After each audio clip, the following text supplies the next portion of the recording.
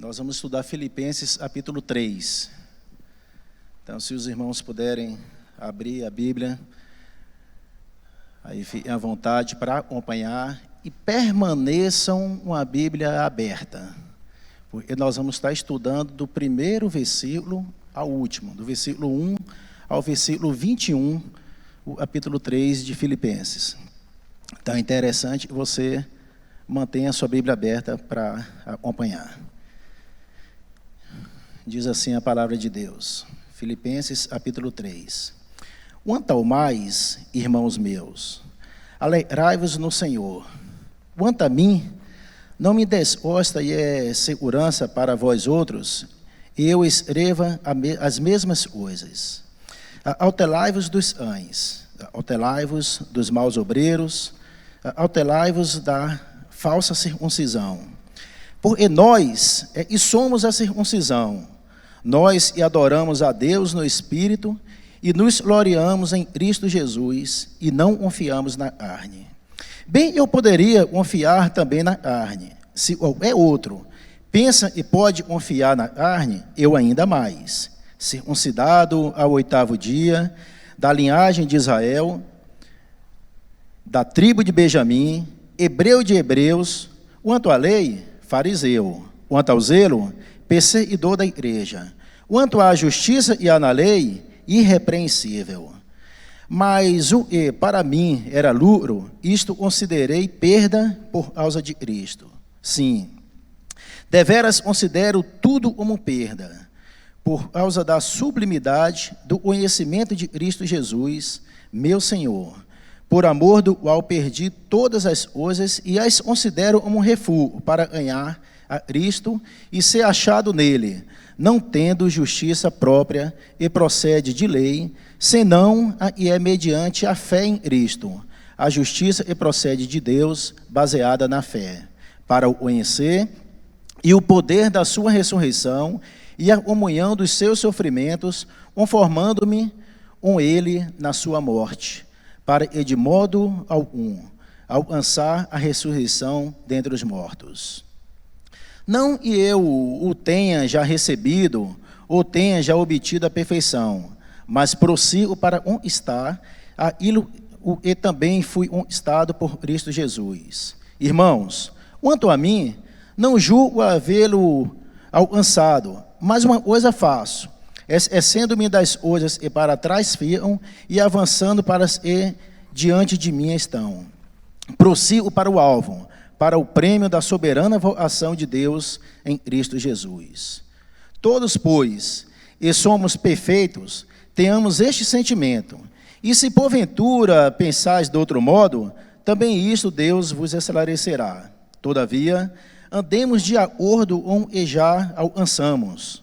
Irmãos, sede imitadores meus, e observai os que andam segundo o modelo que tendes em nós. Pois muitos andam entre nós, dos quais, repetidas vezes, eu vos dizia, e agora vos digo até chorando, e são inimigos da cruz de Cristo. O destino deles é a perdição, o Deus deles é o ventre, e a glória deles está na sua infâmia, visto que só se preocupam com as coisas terrenas.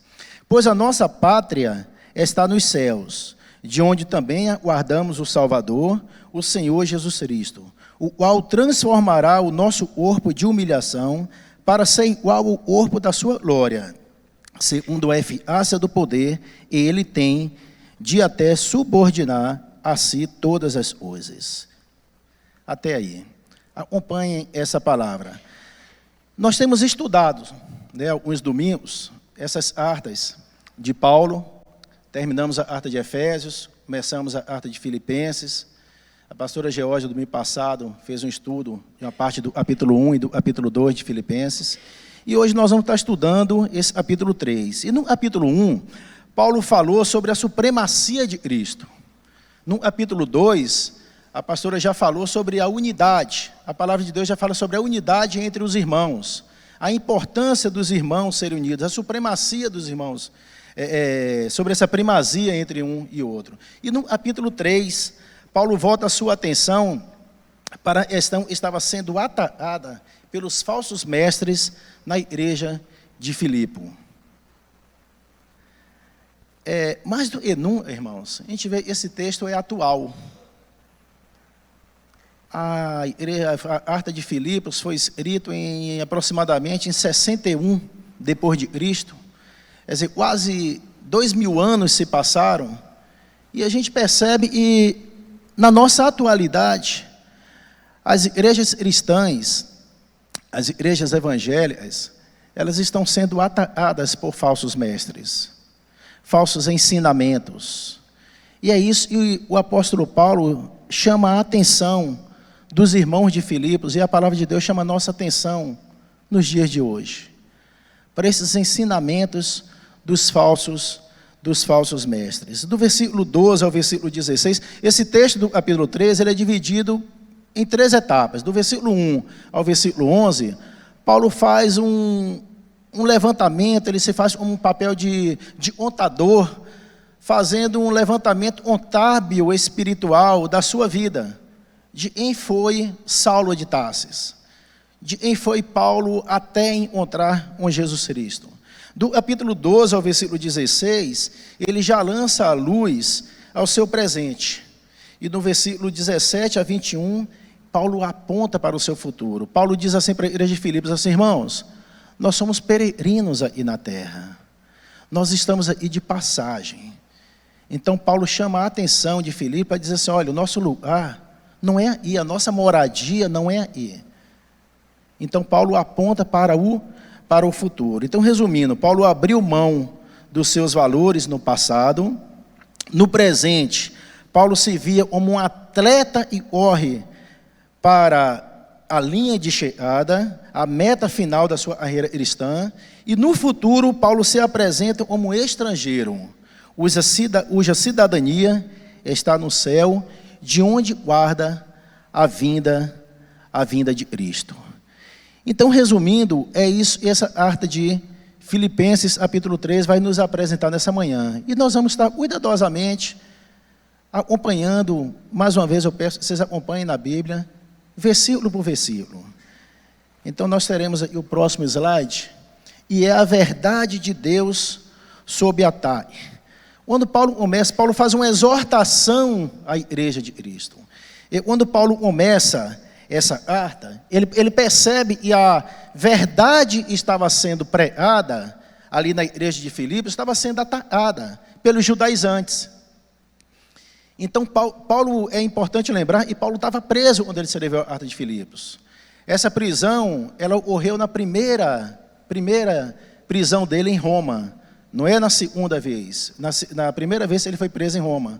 Paulo escreve essa carta preocupado com os filipenses, preocupado com a igreja de Filipos, porque realmente a verdade estava sendo pregada, a verdade que havia sido deixada por Paulo acerca de Jesus, estava sendo atacada pelos falsos mestres. Então Paulo vai e exorta a igreja de Filipos.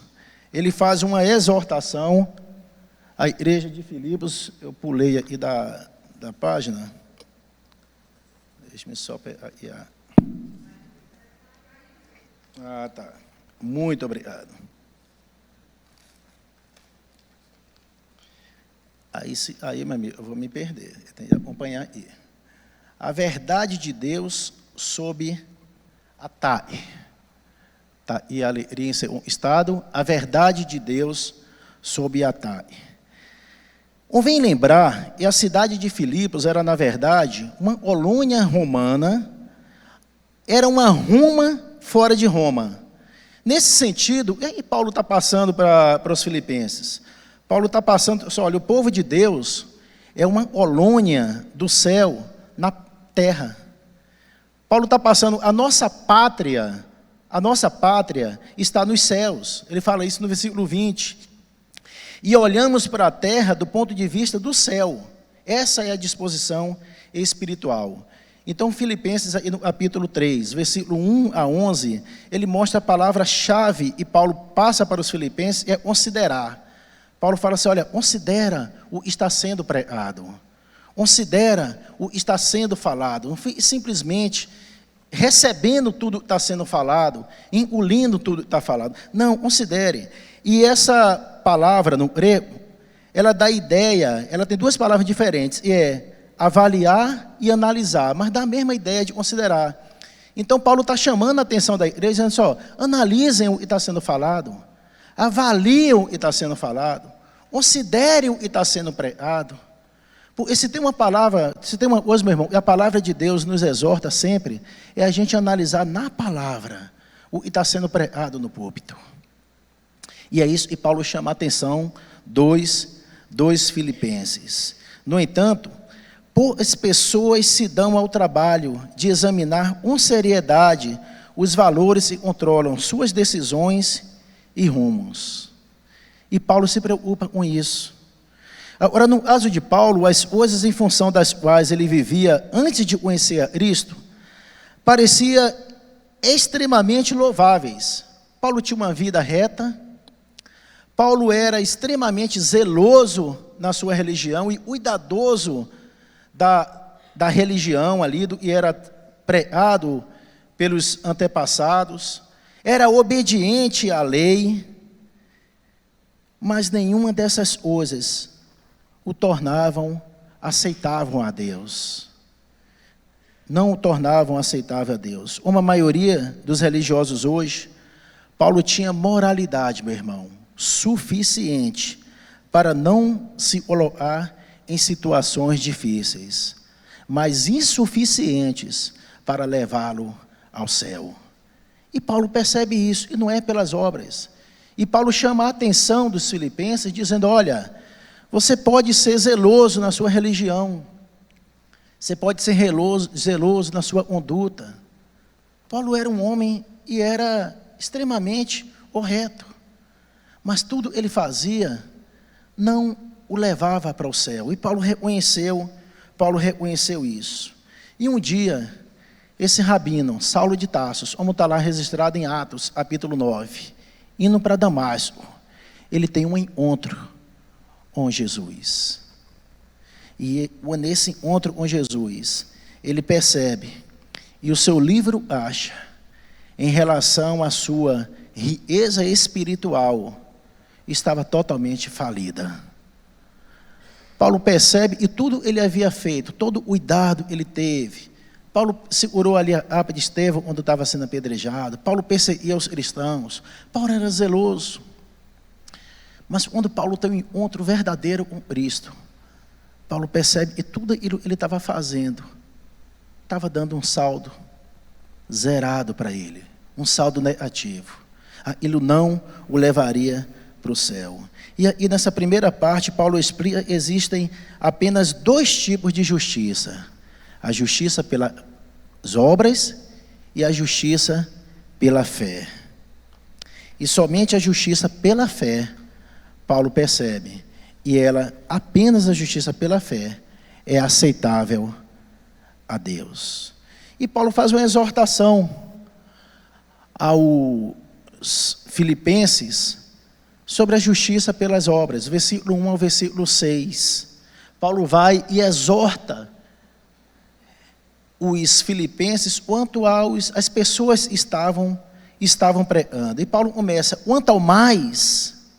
Esse quanto ao mais não indica, e Paulo está prestes a encerrar a carta.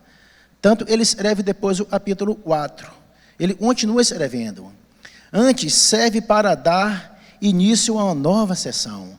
Paulo já havia advertido os filipenses quanto aos falsos mestres. E Paulo começa a alertá-los, dizendo assim, autelai-vos. Nós lemos e diz, autelai-vos. Autelai-vos dos cães. Autelai-vos dos maus obreiros.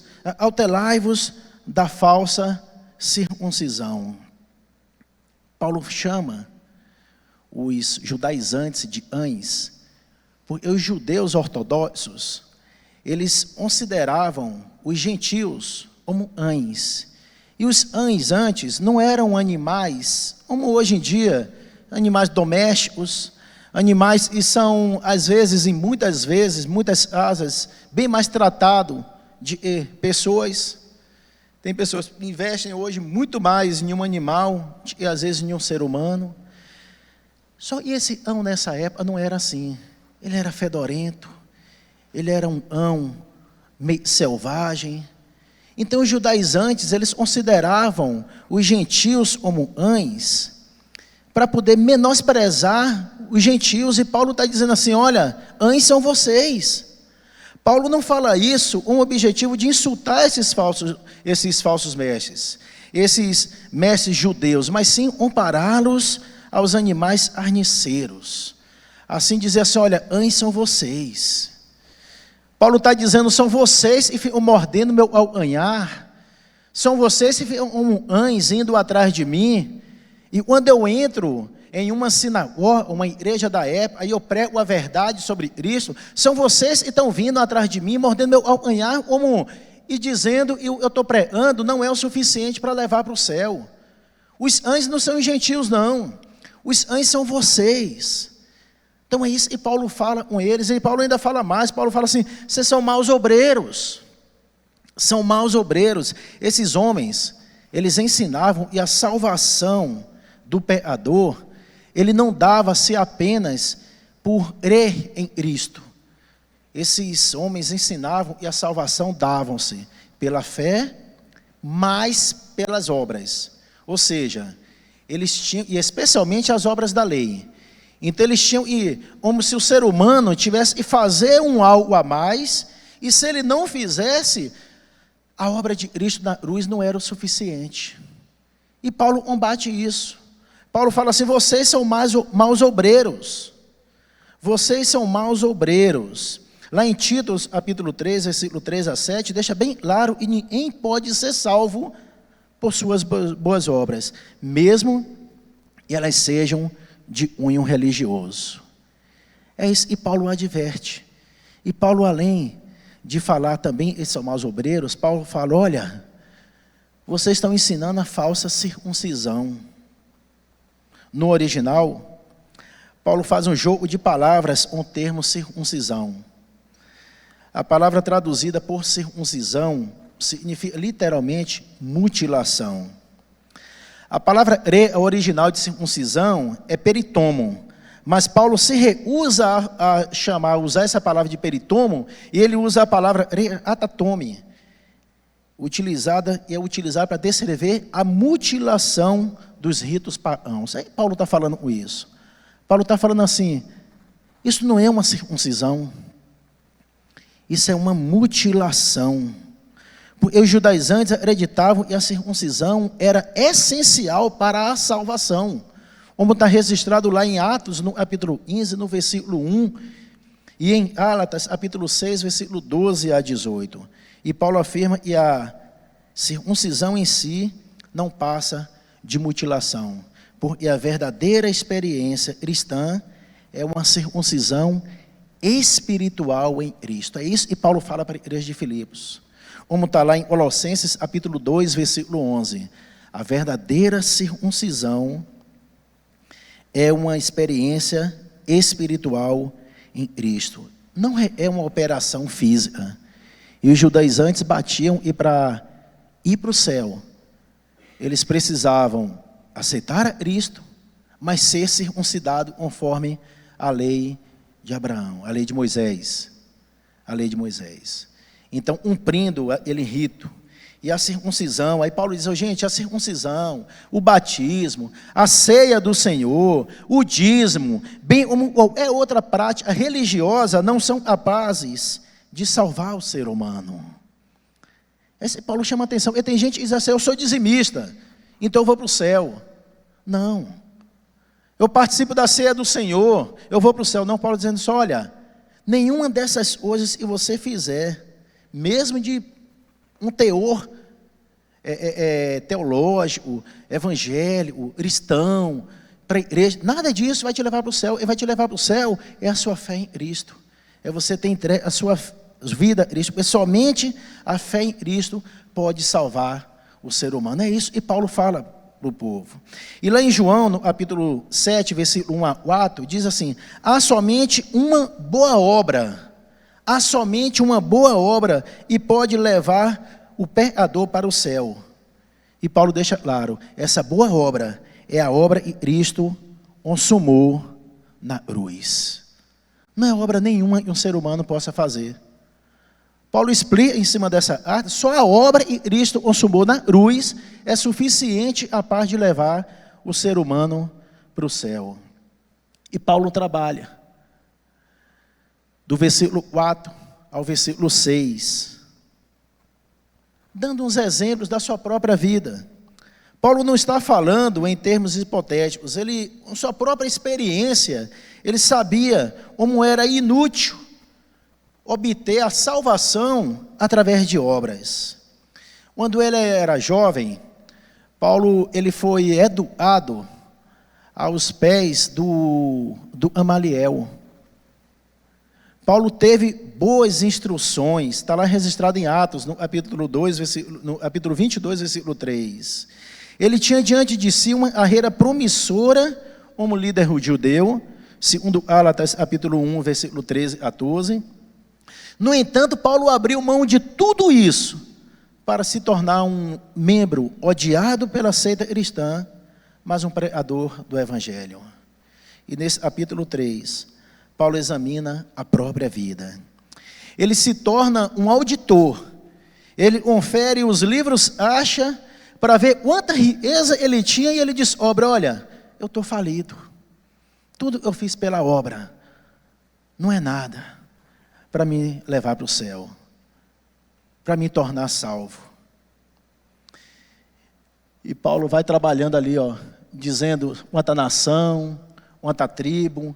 Paulo vai se apresentando, quanta nação, ele era da tribo de Benjamim. Ele nasceu em uma família hebraica pura, e quando se foi circuncidado ao oitavo dia, ele passou a fazer parte de uma aliança. Paulo deixa claro para os filipenses, fala, gente, eu não sou um prosélito, eu sou de uma família judaica, eu nasci já de uma família de judeus, eu me circuncidei ao oitavo dia, eu não sou um prosélito, é dizer, eu não sou um recém-convertido. Um prosélito era um recém-convertido. Paulo é dizer para a igreja de Filipenses, olha, eu sei do que eu estou falando, eu não sou um prosélito não, eu não sou um recém-convertido não. Paulo diz, olha, o primeiro rei de Israel, ele veio da tribo de Benjamim, e a tribo de Benjamim, ela se manteve fiel a Davi, quando o seu filho Absalão o perseguia. Quando seu filho Absalão se revoltou contra Davi, a tribo de Benjamim se manteve fiel. O legado humano, meu irmão, e Paulo havia recebido, era algo de que podia se orgulhar. A ser medido pelo seu parâmetro, podemos dizer que Paulo era um homem impecável. Então Paulo trabalha isso, esse lado dele primeiro, com os filipenses, para dizer, olha, não é pelas obras não. Quanto à lei, eu sou fariseu. Quanto à lei, eu sou fariseu. Quanto à justiça na lei, irrepreensível. Para os judeus daquela época, o fariseu era o ponto mais alto e um judeu poderia ocupar. Se alguém tinha um lugar garantido para ir para o céu, eles acreditavam, era o fariseu. Eles acreditavam, o fariseu era aquele sacerdote e atingia um ponto máximo, e o judeu poderia atingir a tal ponto, e ele já tinha a salvação garantida por ser fariseu. E Paulo está debatendo isso, diz, quanto à lei, é um fariseu. Paulo guardava a lei e as tradições perfeitamente. Mas Paulo diz, isso aí não é suficiente. Paulo mostra, meu irmão, e não é pelas obras, e você vai estar a salvação. E Paulo vai mais, Paulo fala assim, quanto à justiça, e Paulo acredita e vê, e não é a justiça pelas obras, ele vê a justiça pela fé, e a fé em Cristo. Então Paulo traz e a justiça pela fé, versículo 7 a versículo 11. Paulo deixa claro, e a justiça pela obra não leva para o céu, e sim a justiça pela fé.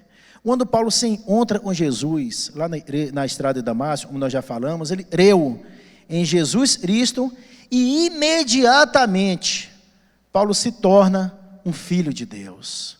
Foi instantâneo, foi uma conversão instantânea. E quando a gente tem um encontro com Cristo, não tem como a gente ser a mesma pessoa. Não tem como. E Paulo, ele imediatamente ele se converte quando ele se conhece a Cristo.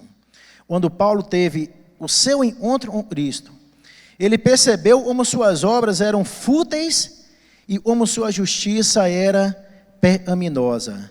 E uma transação maravilhosa ocorreu. Paulo perdeu sim algumas coisas, mas ele ganha outras coisas.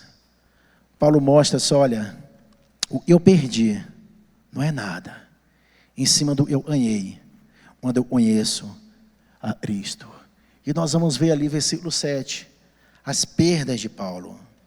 Para começar, Paulo perdeu tudo o que era lucro, pessoalmente, para ele, sem Deus. Por certo, Paulo tinha uma excelente reputação, segundo Atos, capítulo 6, versículo 16, capítulo 26, versículo 24. Paulo tinha uma ótima reputação como um estudioso e líder religioso. Mas ele mostra que isso não era nada. E seria pela fé ele alcançar Cristo. Orgulhava-se de sua herança judaica e de suas realizações religiosas. Todas essas lhe pareciam preciosas e lhe traziam benefícios.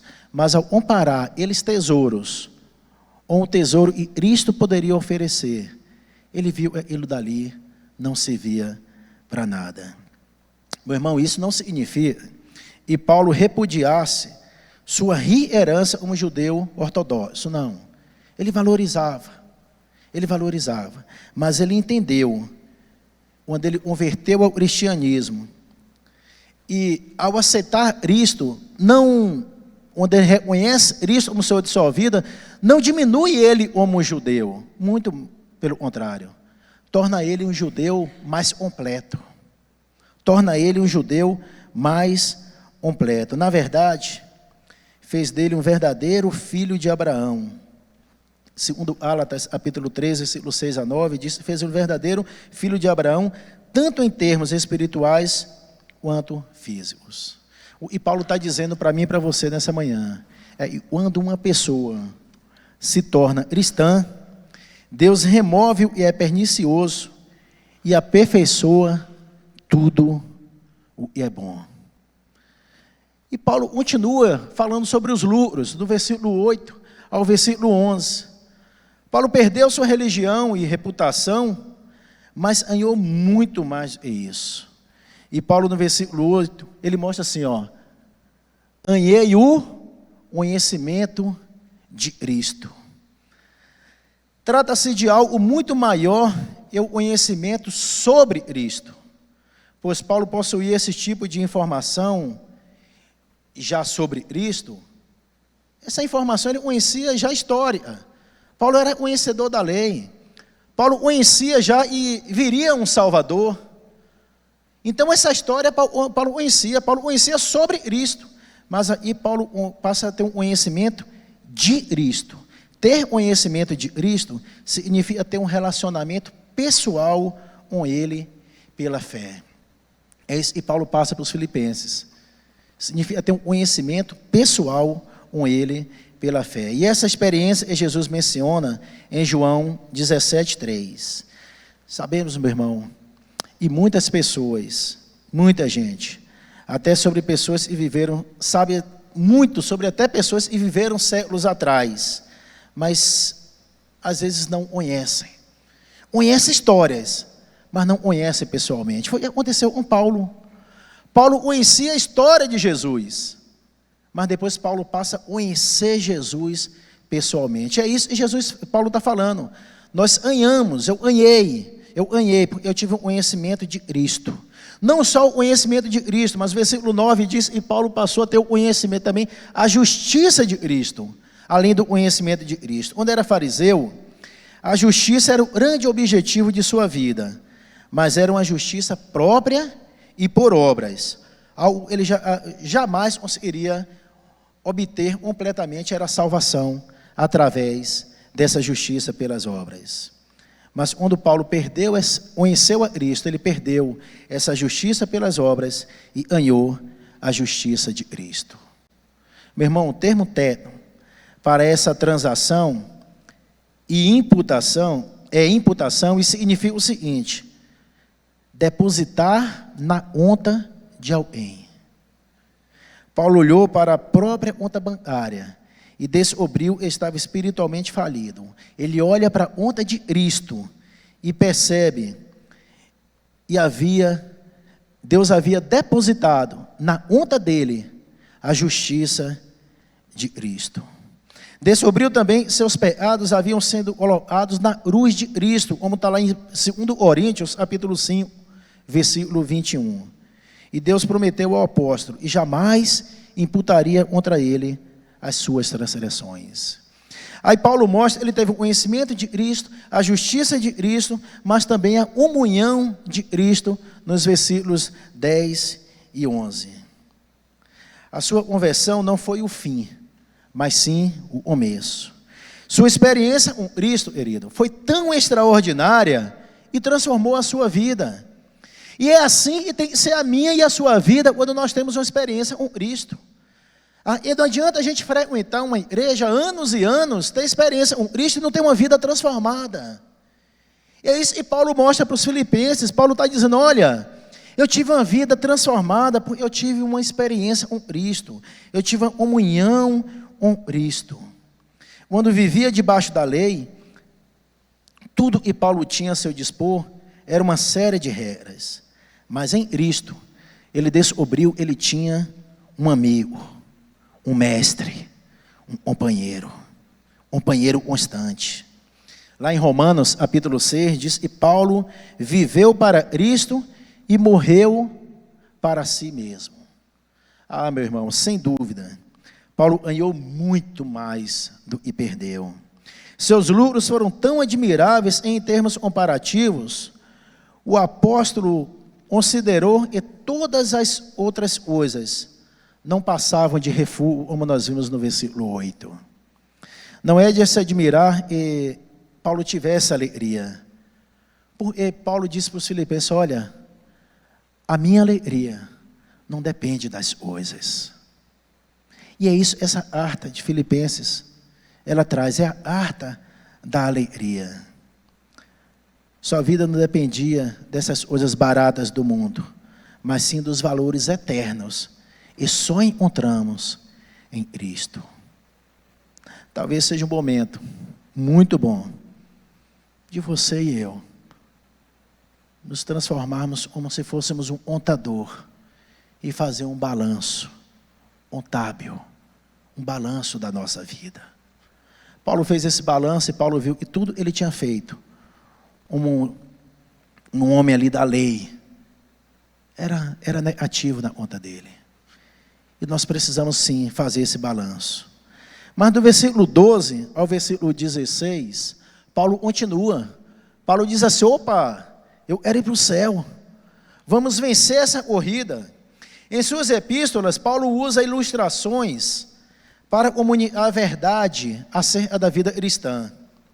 E 4 tipos de imagens destacam-se em particular. Lá em Efésios capítulo 6, versículo 11, ele usa a imagem militar, quando ele diz, revestivos de toda a armadura. Lá em Efésios capítulo 2, versículo 22, ele já usa a ilustração arquitetônica, onde ele diz assim, nós somos a habitação de Deus. E lá em Gálatas capítulo 6, versículo 7, ele usa uma ilustração agrícola, onde ele fala, aquilo que o homem semear, isso também ceifará. E aí em Efésios capítulo 3, ele usa a ilustração de um atleta. Paulo se apresenta como um atleta. E os estudiosos da Bíblia, em relação a esse estudo de Paulo, eles não chegaram à conclusão ainda, a um acordo bem preciso, de como é que foi essa corrida. Se era uma corrida a pé, ou se era uma corrida de carro. E nós vamos trabalhar como se fosse uma corrida de carro. E as corridas de carro naquela época, era uma plataforma, uma roda de um lado, uma roda do outro, presa a um cavalo. E Paulo se inclinava, o corredor ali se inclinava, Paulo disse, o corredor se inclinava, literalmente assim para frente, segurando esse cavalo, as rédeas ali, para poder conseguir se equilibrar para você ir participar daquela corrida. E o versículo 13, ele diz assim, avançar. E avançar, o verbo avançar, significa literalmente se esticar como alguém está em uma corrida. É importante a gente observar, e Paulo não diz como alcançar a salvação. E se fosse isso, Paulo estaria descrevendo a salvação pelas obras. E não é isso que ele mostra aqui. Senão jogaria em vão tudo ele falou do versículo 1 ao versículo 11. Para só olhar, avança, é uma corrida. Nós temos um ponto, nós temos um objetivo, nós temos um ideal. Nós não devemos ficar parados, avança. Paulo chama para avançar. Paulo fala assim, olha, vamos vencer essa corrida. Vamos vencer essa corrida. Paulo se apresenta como um atleta. E Paulo levanta algumas características que nós devemos ter, nós devemos apresentar para vencer essa corrida. E a primeira característica que Paulo apresenta é a insatisfação. Versículo 12 e versículo 13, parte A, Paulo diz assim, não julgo havê-lo alcançado.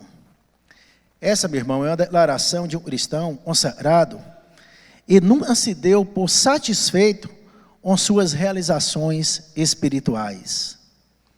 É evidente que Paulo estava satisfeito com Cristo. Ele não estava satisfeito, era com ele mesmo, de se acomodar espiritualmente. Paulo falou, não, eu preciso avançar. Eu preciso conhecer mais a Cristo. Eu preciso me relacionar melhor com Deus. E às vezes nós estamos na igreja há anos e anos e estamos satisfeitos com a vida que nós temos levado. Nós estamos satisfeitos com aquilo que nós já aprendemos da palavra e é quase nada.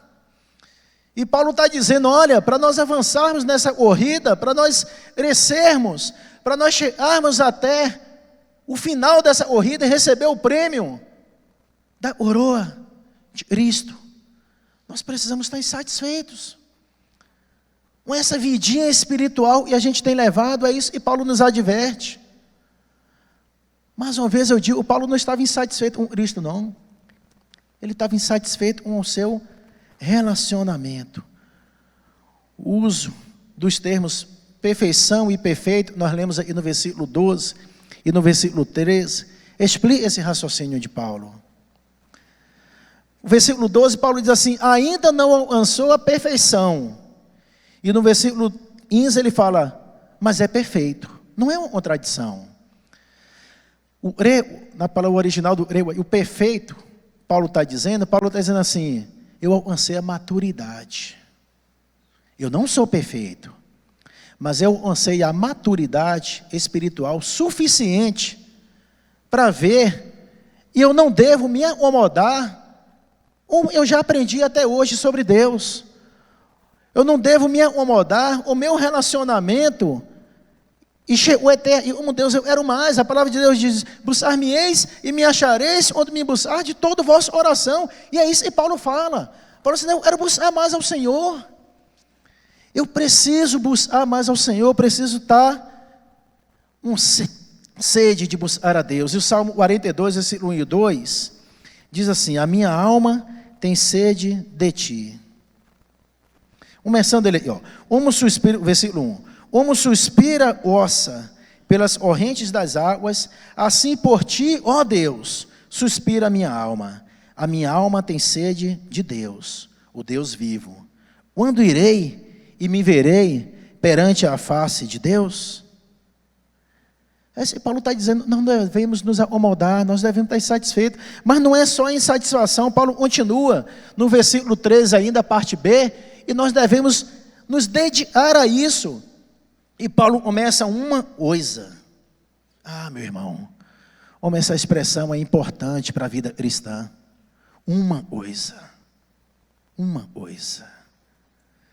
Só uma coisa falta, disse Jesus para aquele jovem rico, relatado lá em Marcos, capítulo 10, versículo 21. Jesus falou, só uma coisa falta. E jovem rico achou que já tinha tudo. Eu cumpro as leis, eu tenho isso. Jesus falou assim, só uma coisa falta. Só uma coisa falta. Lá em Lucas, capítulo 10, versículo 22, versículo 42, quando Marta procura Jesus para reclamar sobre Maria, Jesus explica para Marta assim: Marta, pouco é necessário, ou mesmo uma só coisa. Uma só coisa. Lá em João, capítulo 9, versículo 25, quando Jesus cura ele cego, o cego fala assim: uma coisa sei, uma coisa sei. E o salmista, no Salmo 27, versículo 4, diz assim: uma coisa peço ao Senhor, e a buscarei. Uma coisa. Muitos cristãos estão envolvidos com várias coisas, quando na verdade, o segredo do progresso é concentrar-se em uma coisa. Às vezes a gente está fazendo de tudo e não está fazendo nada. E Paulo nos adverte aqui, concentre em uma coisa. Uma coisa basta. O cristão deve dedicar-se à carreira cristã. Nenhum atleta é bem sucedido ao fazer tudo. Nenhum atleta é bem sucedido ao fazer tudo. Seu sucesso deve-se à sua especialização. É isso que Paulo está chamando a atenção aí. Porque os vencedores são os que se concentram e mantêm os olhos fixos em seu objetivo, sem deixar coisa nenhuma os distraia. Lembra de Neemias? O Neemias estava reconstruindo os muros de Jerusalém, e os inimigos tentaram tirá-lo de lá, distrair ele. Ele falou: opa, uma coisa eu faço, não vou me distrair, uma coisa eu faço. Mas Paulo continua. Paulo diz também que nós precisamos, no versículo 13 ainda, parte C, nós devemos ter direção. Direção, não sair sem saber para onde está indo. O incrédulo é controlado pelo passado, mas o cristão participa da corrida olhando para o futuro. Temos uma direção. O nosso alvo é Cristo. Estamos acostumados a falar de passado, presente e futuro, mas devemos imaginar o tempo flui do futuro para o presente e então para o passado. O cristão deve estar voltado para o futuro, esquecendo das coisas que para trás ficam. Meu irmão, vem lembrar, e na terminologia bíblica, o verbo esquecer não significa deixar de lembrar. Porque nenhum ser humano maduro é capaz de esquecer do que passou. A não ser ele tenha um problema neurológico, algo do tipo, e venha fazê-lo esquecer. Mas ele não vai esquecer. E na Bíblia, esquecer significa não ser mais influenciado ou afetado por algo que já passou. Quando a Bíblia fala esquecer, a Bíblia está dizendo: olha, não seja mais influenciado, não seja mais afetado pelo que já passou. Passou.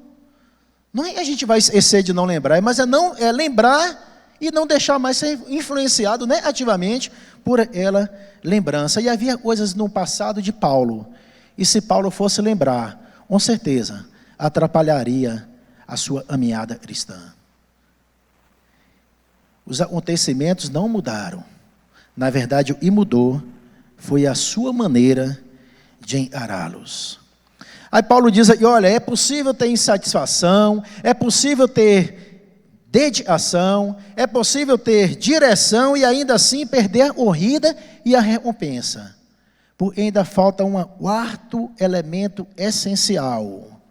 Paulo diz, e é a determinação. Olha que palavra importante. Prossigo. Essa mesma palavra é usada no verso 12 e tem um sentido de esforço intenso. Os gregos costumavam usar esse termo para descrever um caçador perseguindo avidamente a presa. Mas o indivíduo não se torna um atleta um atleta vencedor, ouvindo palestras, lendo bons livros, ou assistindo na TV Olimpíadas. Não é assim que ele se torna um grande vencedor. Um atleta bem sucedido, ele se torna um vencedor quando ele treina, quando ele paga um preço por aquilo que ele é. Nós temos treinado, nós iremos alcançar a salvação, nós iremos encontrar a Cristo, Nós iremos um dia encontrar o nosso Salvador, mas nós temos prosseguido na fé, nós temos lido a palavra, nós temos estudado a palavra, nós temos comprado livros de estudos para nós nos aprofundarmos mais na palavra de Deus, ou nós temos apenas tomado o leite, de todo domingo, aquele leitinho do bebezinho, numa madeirazinha, e saímos satisfeitos, estou de barriguinha cheia. E Paulo fala, não, prossiga. E ao ver esse, rumo ao qual o redor prossegue com tanta determinação espiritual, Paulo responde, é o prêmio da soberana vocação em Cristo, está lá no versículo 4. Mais uma vez, meu irmão, Paulo não está sugerindo, e o céu se alcança pelo esforço próprio, mas apenas, e assim como um atleta é recompensado por seu desempenho, o cristão também será coroado quando Jesus voltar. E Paulo dá mais um ponto aí, a disciplina, versículo 5, versículo 15, versículo 16. A disciplina. Não basta correr com disposição e vencer a corrida. O corredor também tem que obedecer às regras. Nós temos corredores aí na igreja. Se ele for participar de uma corrida e não obedecer à regra, ele é eliminado. E esse Paulo diz, olha, tem que obedecer às regras. Nos versículos 15 e 16, Paulo enfatiza a importância de os cristãos lembrarem das regras espirituais que se encontram na palavra de Deus. Lá em 1 Coríntios, capítulo 9, versículo 25, diz assim, todo atleta em tudo se domina. E o atleta, e se recusar a treinar, ele já é desqualificado. Como também é o atleta que transgride as regras do jogo. Romanos capítulo 14, verso 10 e 12, não se trata de opinião. Um dia, todo cristão vai se encontrar um Cristo diante de um tribunal. Então não se trata de uma opinião dele ou dos outros corredores. Não, o juiz determinou.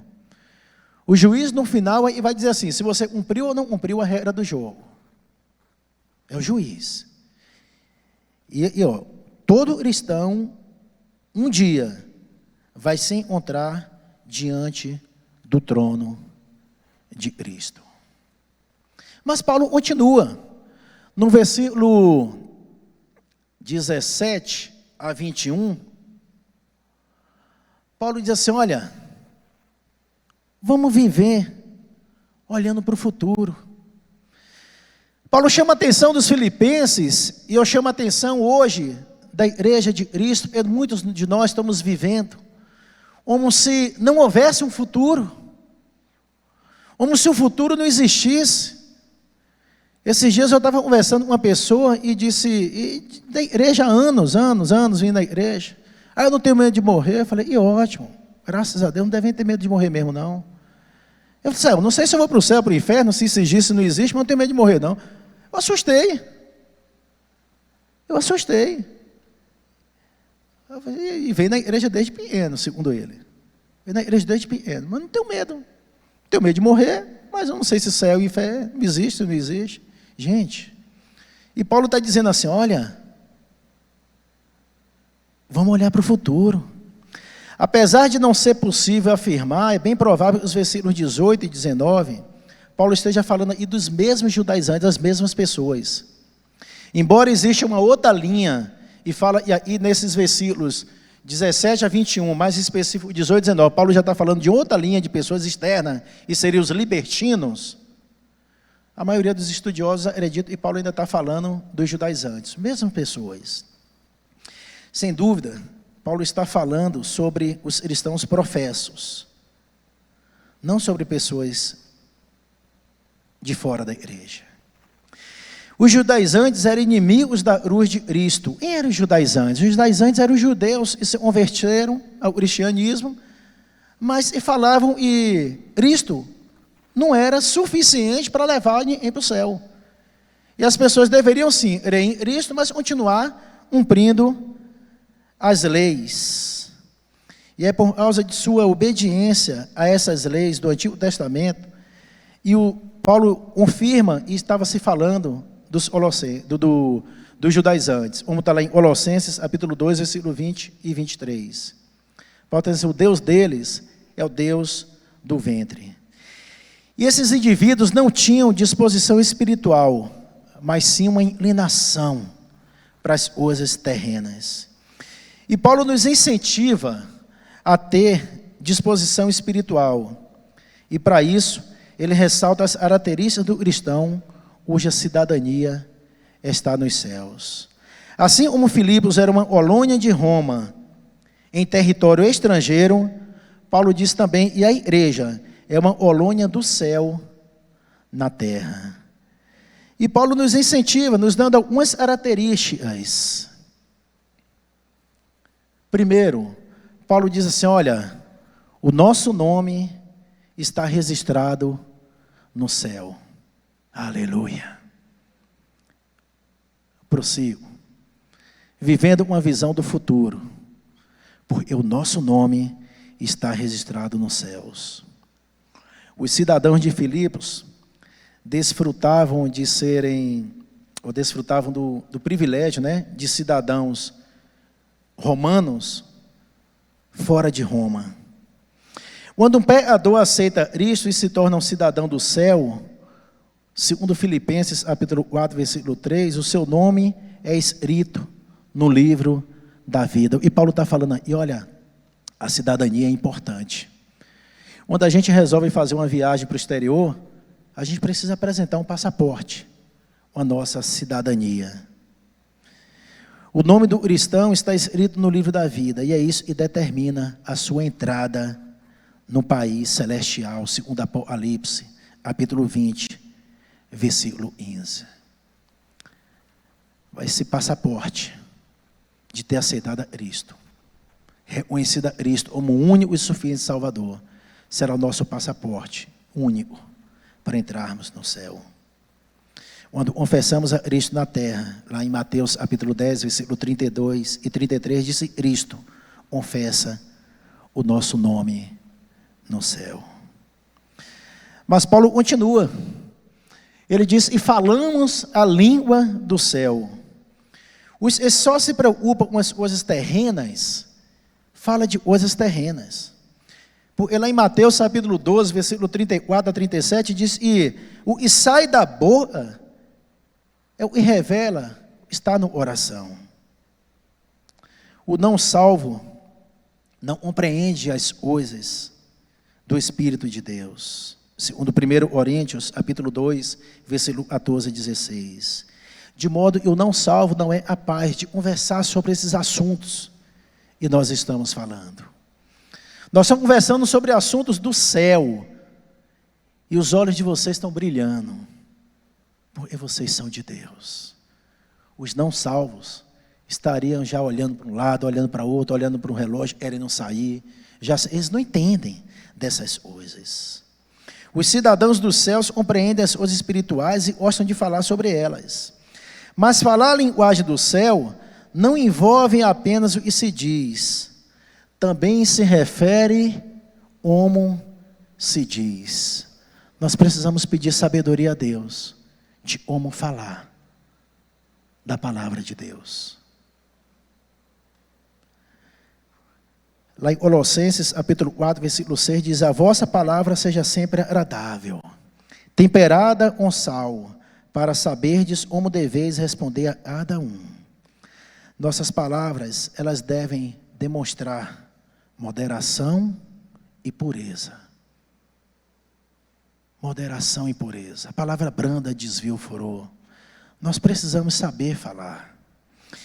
Efésios, capítulo 4, versículo 29, diz, não saia da vossa boca nenhuma palavra torpe, e se unicamente e for boa, para a edificação, conforme a necessidade, e assim transmita graça aos que ouvem. Precisamos pedir a Deus sabedoria, meu irmão, como transmitir a palavra. Paulo continua, obedecemos à lei dos céus. Os cidadãos de Filipos não eram governados pela legislação grega, mas sim pelas leis de Roma. Apesar de estarem a centenas de quilômetros da capital do império, eles obedeciam as leis romanas. E na verdade foi por causa disso que Paulo foi preso na sua primeira viagem a Filipos. Está lá registrado em Atos, capítulo 16, verso 16 a 24. E lá em Atos, capítulo 16, verso 35 a 40, diz que Paulo usou a sua cidadania romana para lhe garantir a proteção sob a lei romana. E nós lemos aí no versículo 3, no capítulo 13 e no versículo 17, onde Paulo diz assim, Paulo adverte aos filipenses a não imitarem o tipo de cidadão errado, ou o tipo errado de cidadão. Paulo fala assim, sede meus imitadores, sede meus imitadores. É evidente que Paulo não estava sendo egoísta. Paulo falava, sede meus imitadores, e Paulo era um imitador de Cristo. Lá em 1 Pedro, capítulo 2, versículo 11, diz que Paulo considerava-se um estrangeiro neste mundo, um peregrino e forasteiro. Mas a sua vida era governada pelas leis do céu, e era isso que o tornava diferente. E Paulo continua. Ainda no versículo, Paulo diz, somos leais à causa do céu. Paulo continuando, somos leais à causa do céu. E Paulo deixa claro, e a cruz de Jesus Cristo é o tema da Bíblia. É isso que Paulo passa para os filipenses, é a cruz de Cristo, não são as leis, não é a circuncisão, não, é a cruz de Cristo, e é o tema central, é o tema da Bíblia, como está relatado lá em Atos, capítulo 8, registrado em Atos, capítulo 8, capítulo 5, verso 8 a 10. A cruz é a prova de Deus, do amor de Deus pelos pecadores, como está em Romanos 5, 8. E de sua aversão ao pecado. A cruz, meu irmão, condena literalmente o que o mundo valoriza. Em esse sentido, esses judaizantes eram inimigos da cruz de Cristo, porque eles afirmavam que para obter a salvação precisavam ser circuncidados. E Paulo mostrava que quando Jesus clamou na cruz, está consumado. Ele fez um único sacrifício por todos os pecados desse mundo. Ali ele pôs fim no sistema sacrificial, como está registrado em Hebreus capítulo 10, verso 1 a 12.